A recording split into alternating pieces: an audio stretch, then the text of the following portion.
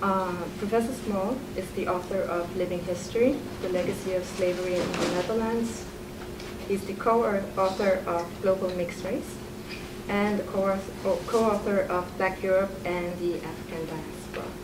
His next book, which is to be published in 2019, is tentatively entitled Inside the Shadows of the Big House, 21st Century Antebellum Slave Cabins and Heritage Tourism in Louisiana.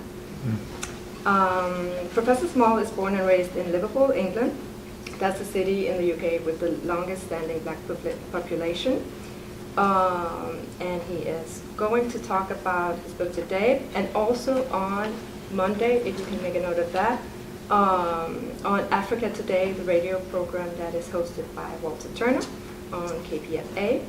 But the first presentation of 20 questions and answers on Black Europe is now. Please join me in welcoming Professor Small.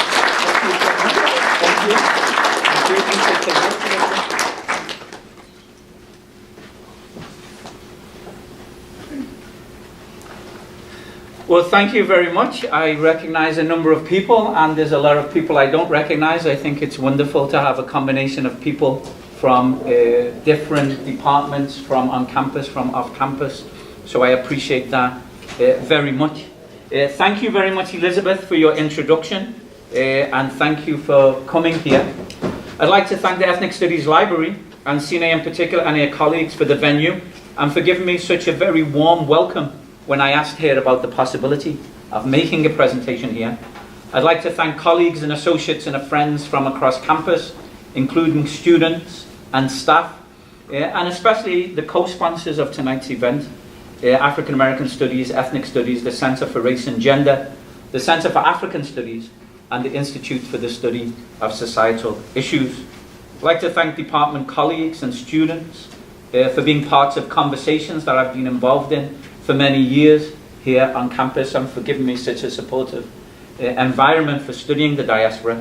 I'd like to thank my research assistants, Sophia Franco, Fatim Tall, and Olivia Jane, who've done a lot of work on this book, and particularly Olivia, who designed the flyer for tonight's event, and which I intend to take all around the world. And if I get any royalties, I'll be sure to let you know. Olivia generously volunteered that.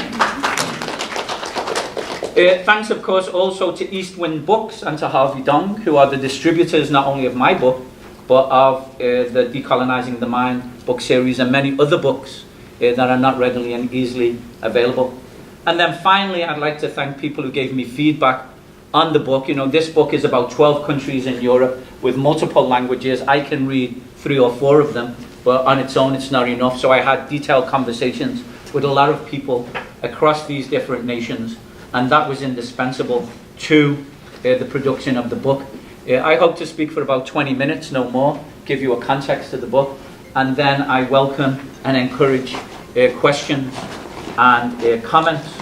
So, I was born and raised in Liverpool. My father arrived in Liverpool in the 1940s from Jamaica, because after the death of so many Englishmen in the Second World War, Britain systematically recruited labour, primarily men, but a lot of women too, from across the colonies, but with a greater emphasis on the Caribbean and on India rather than Africa. Okay. I grew up in Liverpool, and coming from a family in which I was a black person with a white mother, it was difficult to avoid racism. My mother was the victim of racist abuse from various people, as were her many friends who were white women married to black men. And so race was always present in my consciousness, and it's certainly that led me to studying sociology and studying political economy of race in the UK. After that, I was desperate to leave the UK. The truth is that I naively tried to get to Africa because my favorite song, which was reggae music, was called Going Back to Africa Because I'm Black. Okay. I couldn't make it there, so I said, what's the next best thing to find black people? It's the United States. Okay. And this was also inspired by the fact that most of the work we did on race relations in the UK was about the United States, because the UK does not have a race problem. The race problem is in the USA. So I came here, and as you can see, I stayed for quite a while. Some people say you probably enjoy the food and the weather, both of which are true. Okay. In any case, I came from Liverpool to Berkeley. During my early studies, continental Europe, as we called it in Britain, was irrelevant. Black people in England were not interested or concerned about the experience of black people in continental Europe because there was nothing there for us. Although we didn't realize it, we were doing better relatively in England than elsewhere. So our eyes were always on the USA, where we perceived the appearance of success, which of course is a mistake. In any case, I ignored continental Europe until I was recruited in 2006 by my good friend and colleague Kwame Namako, who recruited me to the Netherlands to work on a community mobilization around legacies of slavery and slavery memory. Since 2006, I've worked very closely with Kwame, including a position as extraordinary professor at the University of Amsterdam. It's a strange title, but I like it. Extraordinary professor. And Kwame also established and became the director of the Black Europe Summer School, which is a 2-week intensive program to study racism and citizenship, which is not studied in European universities. They're preoccupied with immigration and assimilation. So because of these connections, I became increasingly attentive to issues of race and black people in particular across Europe. And during the summer school program, I met several hundred students, professors, but also community activists, artists, filmmakers, and several other people that from across what we call continental Europe, including Sandhu Hira, who is the director of the International Institute for Scientific Research, and also the founder of Amrit Publishers in The Hague. Kwame Namako introduced me to him, and then Namako and I began a series of collaborative writings thinking about issues across Europe, and then Sandhu Hira and myself developed this program, this book series called Decolonizing the Mind. The goals of this book, and this book, by the way, is book number 8 in the series of Decolonizing the Mind, and Eastwind Books has provided copies of all the books. Well, actually not all of them, most of them. Does anyone read Dutch? Okay, well, 2 of them are in Dutch. We didn't bring them. But we put them, one in Dutch is on Dutch slavery, one in Dutch is also on Malcolm X. We didn't produce that in English because there are so many books available in English, but we wanted to get these books into schools in the Netherlands. So the series Decolonizing the Mind came out of the work that Sandhu Hira was doing with people like Ramon Gross-Vogel, people like Professor Hatem Bazian, who is here too, and others. And we decided we wanted to have a set of books that were short, that were accessible, that were not written in jargon, that would engage with dialogues around a variety of topics. So this is book number 8. And the goals of the book are, firstly, to define the key elements of Black Europe. And what I argue in the book is that Black Europe does not begin with black people in Europe. Black Europe begins a long time before black people are ever allowed or recruited or forced into Europe. And so the first part of the book is to describe the ideological and the institutional dimensions of the ways in which nations in Europe thought about Africa, related to Africa, colonized Africa, and institutionalized this knowledge. I'm not going to say much about that today. That's something for another time. Second goal of the book is to center black people in Europe in the academic research, political, and public debates. I came to the conclusion, looking around Europe, that nobody cares about black people in Europe, except maybe black people and a few allies. If you look at the major media stories, newspaper stories, black people are almost always absent. And if they are present, or we are present as subcategories of other people, as refugees, as criminals, as prostitutes of women, etc., etc. So I wanted a book, and I wanted to produce something where black people were at the center of attention. And I think this comes directly from African American studies, because African American studies as a department was established to put black people first at the center of analytical, of academic, and of research agendas. So that's a goal of the book. Another goal of the book is to provide a detailed description and interpretation of the circumstances of black people in Europe today. How did we get there? Where are we located? What's the urban-rural focus? What are our concentrations? What kind of similarities do we have? What are our differences? And how many of us have immediate African origins as opposed to Caribbean origins? And just to give you a quick overview, this book looks at, in this book, I argue that there are 46 countries in Europe. The United Nations says that there are 51. It includes Turkey, Uzbekistan, and a few others that I don't believe most people in Europe think are in Europe. So for me in the book, it's 46 nations. And based on the research that I did, I identify in those 46 nations, at the end of 2017, around 770 million people, 770 million, of whom just over 7 million are black. Okay, so that's less than 1%. In addition, of those 7 million black people, I identify or estimate, because it's all estimates, only 2 nations in Europe have race in the census. That's the UK and the Republic of Ireland. So I estimate 6.6 million black people in 12 nations. So that means 90% of black people in Europe live in 12 nations, and these are the nations. You can read them. I don't need to read them themselves. And these are what I call mainly the usual suspects.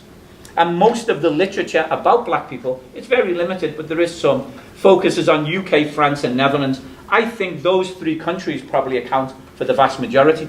People think there's a lot on Germany, a lot on Spain. There's some, but not a great deal compared to what's happening in England. So I estimate 6.6 million black people in the 12 nations, and then 34 nations where I hazard a guess of 500,000 black people. There are almost certainly black people in every nation in Europe, but whether there are black communities or not, I think is a different question. Okay. What I do in the book is to acknowledge, is to recognize and acknowledge what I call the distinct differences in the experiences of black people across nations as a geographical unit, and that's the most important geographical unit that shapes black people's lives at the present time. Okay. But also to look at clusters of nations. So when I spoke to specialists, and I expect some specialists to criticize me, they said, look, it's too general, the differences are too profound, they're too... I said, okay, let me first recognize and acknowledge the differences. So, I'm not going to do that at the national level, but thinking about what I call clusters of nations, there are what appear to be and are major differences. So in the UK, France, and the Netherlands, black people are the longest residents. They arrived speaking the national language. They were overwhelmingly Christians, and they were citizens, like my father who arrived in England. In contrast, if you look at black people in Sweden, Norway, and Denmark, they are overwhelmingly recent residents. They did not speak the national language when they arrived. A very high proportion, a vast majority of black people in these 3 countries are Muslims, or from countries that are designated Muslims, and overwhelmingly they arrived as refugees. In those 3 countries also, the vast majority of black people are African, and specifically from East Africa, or more specifically, the Horn of Africa.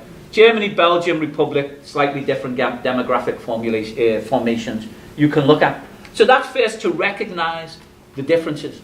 However, the primary goal of the book is to move beyond the nation as a unit of analysis, in which distinct differences are central, and to look at, despite the differences, what are the similarities? Do similarities exist? And why are they important? And so the main goal of the book is to identify, describe, interpret, and seek to explain the similarities. So let me share some of them with you and think about the implications. Okay. So historically, although European nations competed with one another for access to colonization, although European nations had different kinds of what I call intrusion and strident imperialism, so it's clear that more people speak Spanish across the Americas, speak Portuguese, speak English, than those that speak Swedish or Danish or Norwegian, although Sweden, Denmark, and Norway were jealous of the imperial successes, as they saw them, of Britain, France, established companies to repeat or to capture colonies, but they failed to do so. So all these nations, I say, were separate like the fingers of a hand in competing with one another, although they were at the same time an interlocking political, economic, and ideological system of imperial domination. This system linked European nations together like the fist of a hand. Like the fist of a hand. I got that from Troy Duster, who probably almost certainly got it from Booker T. Washington in a different context. Okay? And I like that connection. And what you find, and what you'll find in the book, is that nations like Sweden, Denmark, Norway, and elsewhere, other nations outside the 12, once they realized they couldn't compete with these strident imperialists, they then became intermediaries. So Norway provided wood to build the ships that transported Africans. Sweden provided wood and copper and other minerals. Denmark provided cattle that was brought down, so on and so forth. So it's very heavily documented, although it's almost completely absent from popular discussions. Okay. Looking at the 12, that's historically. Looking at the contemporary period, I describe three striking similarities. So whether black people are in England, or in France, Netherlands, whether they're in Sweden, Denmark, whether they're in Italy or Portugal, I argue that they share these three striking similarities. What's going on here? Okay. Number one, ambiguous hypervisibility. That means the most predominant images of black people are of images of disadvantage and suffering in media, in social media, in television, in film, and so on. So you see black people overwhelmingly as struggling immigrants, as refugees, as victims of fatalities in the Mediterranean Sea, as low-level workers, as unemployed, sex work if they're women in prison, so on and so forth. But you also see what appear to be positive images. So black people are visible as successful, as millionaires, as multimillionaires in music, in sport, in entertainment, television. And I suggest to when I give these lectures that if you ask somebody who's not black in Europe to name a famous black person, it's far more likely that they'll name a black American than they will a black person in Europe. It will be Oprah Winfrey, Obama, it will be Beyonce, etc., etc. And then they'll go to sports persons. And I was recently at a presentation in Brussels, and there were a number of black organizations, and they do surveys where they ask white people, name 10 black people that you know of, and when they start they say, but not sports people and not celebrities, and they just can't do it. So this visibility I call ambiguous is because what looks like success is actually a stereotypical cocoon, because nobody's surprised when black people sing well. Nobody's surprised when black people do well in certain sports, because black people have been expected to cook and clean and sing and dance and do sport for Europeans forever. Okay? Or not forever, but you get the idea. Okay? So while you have these ambiguous, this ambiguous hypervisibility, there's very limited images of success, chief executive officers, professors, etc., etc. So that's number one. Second striking similarity is entrenched vulnerability. The images reflect a harsh and consequential reality. And it's this: there is no area in the US, in Europe, in politics, economics, or major social arenas in which black people as a group are doing better than non-black people as a group. And I give several examples, not a single one, not even in sport, not even in music. There's a few singers here and there's a few black people in sport, but not really. Okay. So the prime example I give is in politics. I identify 4,200 nationally elected politicians, of whom 22 are black. So if you look at the national level of these 12 countries, there are 4,200 nationally elected politicians. 22 of them are black. 18 of them are in the UK, about 9 men, 9 women. And then the other 4 are spread across the other 12 countries. I think it's Belgium. I think Spain just got a black person. And where else? Belgium, Spain. It's not difficult to find out because it's always in the media as soon as the black person was like. So Belgium, Spain. Oh, and then there's 2. Yeah, Belgium, Spain, and there's 2 in Germany, by the way. And then there's a few in the other 34 nations, but I don't bother with them. Okay. So the vulnerability is reflected also in economics, in lower levels in terms of the jobs that men do, public transport, construction, agriculture, levels of unemployment, in terms of the jobs that women do, the so-called caring professions that feminists of colour describe as a global race-gender division of labour. So you find black women, other women of colour too, in low-paid, part-time, service sector work, sex work, and you see overwhelmingly a race feminisation of poverty. I don't want to go through all of these, you get the idea. What's the explanation? If you ask politicians, the general public, they'll say the reason that black people are at a disadvantage because they are immigrants who are assimilating they're learning the language, they're learning the educational, they're learning the political system. It's entirely untrue, well, almost entirely untrue, depending on the nations, because in nations like France, the Netherlands, and Britain, we find information that reveals even where black women who are citizens have been there for generations or their families, they're still at a disadvantage. In other words, the issue is institutional racism rather than immigration and assimilation. Okay. The third issue is, despite these material and political inequalities, black people, black organizations, and black women's organizations are engaged in what I call irrepressible resistance and resilience. Across the 12 nations, we find a wide range of groups, organizations, and individuals fighting against injustice, discrimination, and racism, fighting to make so-called mainstream institutions more inclusive, and also to develop knowledge and education that's broader, that's more inclusive on colonialism and its legacies.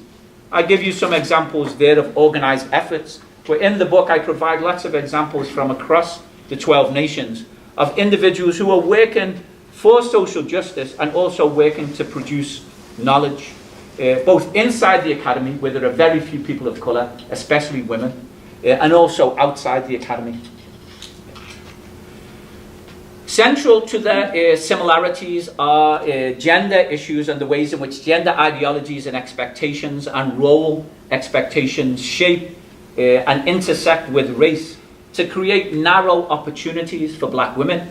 Gender shaped the ways in which black women and black men arrived in Europe. It was easier or less difficult for black men. It's far more difficult for black women. Once they're in Europe, the race gender caricatures direct black men into certain jobs and certain stereotypes as violent, direct black women into certain subservient roles and as sexualized people and so on. And in significant nations in Europe, it's not infrequent for white men to approach black women on the street and simply say, how much? They just walk up to you and say, how much? I think this is more common in Southern Europe than Northern Europe, but I'm ready to be contradicted. Okay? More importantly, though, in the book, rather than looking at black women in terms of victims of discrimination, which is ubiquitous, I also focus on black women as subjects, as agents, as leaders, who have been central to all the activities in black Europe that challenge injustice and promote justice and knowledge production. And what I argue in the book is that whatever success has been achieved in Europe so far is because of black social mobilization pressuring mainstream institutions. And I suspect that black women have been the majority in every black organization. And then, given the ways in which black men have been reluctant or resistant to focusing on race and gender, black women have also set up black organizations to look more directly at gender, race intersections. This is one of my favorites, Liberté, Égalité, Beyoncé. I don't know what Beyoncé means in French, but it's pretty cool. This was set up, a conference in 2016, was established by Akwugo Emejulu. I concentrate on pronouncing it because she collects names of all the people who pronounce her name wrong. I was at a conference and she said, that's a good one, and she wrote it down. It wasn't me. She organised this conference, and it brings together women of colour and white women. I think some white women are there, who are academics, who are lawyers, who are artists, who are filmmakers. You can get the programme online. I encourage you to go look at that. That was 2016. 2017, it took place in Amsterdam. And this year it will take place in Berlin with different collaborations. So I think that's a great example of some of the ways in which bridges are being built across academia and non-academia in a variety of ways. I'm going to bring it to a close very shortly. I think I've done, what have I done? How many minutes? 22 minutes. Okay, so I'll try and bring it to a close. Okay. Central to Black Europe is the reiteration of African Americans on Europe. So when I wrote the introduction to the book that I edited with Darlene Clark-Heim and Shrika Danielle Keaton, I said, every single book about black women in Europe mentions black women in the United States. It's the primary source of inspiration, motivation, of ideologies, and then they make adjustments. So you'll see that African Americans have been coming to Europe for centuries, actually. They still come to Europe, are invited to Europe to take part in conferences, to provide insight, so on and so forth. Angela Davis is the most ubiquitous, and she's just added Brazil to the agenda as well. And so African Americans, etc. I give you some examples of women there, but it's evident in a range of other areas. What's happening right now in the last couple of years is an increasing critical discussion about whether black people in Europe can continue to explain our circumstances based on black people in the US. And what I argue in the book is that this is particularly prominent in black women's organizations. And what I suggest is that borrowing, getting inspiration from the US will continue for a very long time. But I think compared to 30 years ago, there's a sufficiently large literature and set of debates that the US will become less relevant over time. I'm in favor of systematically borrowing from the US and transforming. But given that the circumstances in Europe are very different historically and at present, there's going to be change. And I give you Black Lives Matter. There is, I suspect, a Black Lives Matter movement in all of the 12 countries. I didn't have time to look at all of that. This is from Italy. And this woman, the one that says this stops today, her name is Kwanzaa dos Santos. She works with Camila. She's also she came to the Black Europe Summer School. She's now doing a master's degree in the Netherlands. And Camila Hawthorne, who's completing her Ph.D. this semester in geography, is African American and Italian, established with Kwanzaa and several other people, including a couple of men, something called the Guerrilla Translation Project, to translate materials in English into Italian, because they just don't look at these issues. Race is not part of their agenda. They say if you want to study race, you should go to the United States or maybe to Britain. So this, as you can see, is the Colosseum in Rome. This is Black Lives Matter in Amsterdam. Again, these are organizations. There's Black Lives Matter in Liverpool. I saw that on a wall. I'm not sure who's involved in that. All of these groups have Facebook pages. And then Black Lives Matter in Berlin. So you get the idea. Let me bring it to a close. Okay. The primary goal of the book is to examine Black Europe historically as a racial formation, in the contemporary circumstance as a racial formation, and to examine and describe the circumstances of the African diaspora in Europe. My challenge to colleagues in European universities is that they provide better explanations of patterns of racial inequality that include an analysis of black citizens, of institutional racism, and of the activities and mobilization of black people outside the academy. My challenge to colleagues in European universities is that when they examine race and migration, that it doesn't just mean Muslims or Eastern Europeans or other groups who are stereotyped in a peculiar way. And I hesitate there because I should say this is a nice little conundrum I wasn't able to resolve in the book. The vast majority of what I call black people in Scandinavia are from Africa, and they are Muslims. So some people said to me, why do you call them black? If they're Muslims, maybe they don't call themselves black. Maybe they call themselves African. They organize in that way. And what I said is, this is a question that I pose. My concern is, or my conclusion is that there's clearly an intersection between stereotypes of Muslims and stereotypes of blacks. And I suspect very strongly that black people who are Muslims or Muslims who are black face discrimination primarily because they're Muslim. Because I suspect no black people in Europe face persecution because they're Christian. I could be wrong. So this is a question I raise, and this is a question that needs to be addressed. You know, there are Muslims who are black. They're not black Muslims in the US sense, but there are Muslims who are black, Muslims who are African in all of these countries, all 12 countries, just far larger numbers in Scandinavia. The majority of black people, and they're also Africans in Italy, are Muslim. Half of them are from the Horn of Africa, the other half from Senegal. So there's other levels of intersectionality that I think need, far greater interrogation. And I hope people will read it and criticize and develop it further. So my point is that I seek to analyze black Europe in and of itself, but I also, finally, I seek to raise the issue of international comparisons, to put the US in context, past and present, to think about the ways in which race and racism as ideologies developed in Europe as well as in the US, and developed in Europe before the US. There were racist ideologies, treaties, books, religious and secular, a long time before the US ever existed. I look at differences and similarities, and my focus is to suggest that while we can benefit from focusing on national differences, there are also benefits to understanding racism as a European-wide phenomenon in which different nations shared the same kinds of political, economic, and cultural ambitions in their terms, but with different levels of success in their terms, which I would define in terms of exploitation and appropriation and oppression.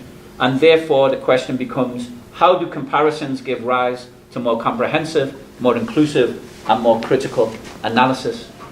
That's it. Let me finish. I've given you that summary. Let me finish like this. I gave the manuscript to a whole range of people, and I should mention that people like Camila and Rob and other people who were here read the whole manuscript, gave me feedback, gave me excellent examples. What's that other phrase? Helped me correct various conceptual inelegancies, also known as I messed up terribly. Okay, and so I thank them greatly and I acknowledge them in that. But at the end, I gave the book to Professor Michelle Wright, who was at Northwestern. She's now at Emory. And I finished with the Bob Marley quote. And she said, "Stephen, I know you're Jamaican. I know you like Bob Marley, but the book's about Black Europe. Shouldn't we have a Black European at the end of it?" I said, "Okay, you're right, I'll do it, it's good." Okay. And then fortunately for me, when I was at the Black Europe Summer School this past summer, I got a quote from our dear friend, a Black European, a former Ghanaian, still Ghanaian, Kwame Nkrumah. At the end of the conference, when people said, "What about all these problems? What about all these issues? How are we going to win?" He said, "You've already won. The issues are out there. This educational process is the first important stage in reparations, so you can sleep lightly." With that note, with that level of encouragement, which I certainly think we need these days, I'll end the presentation, and thank you.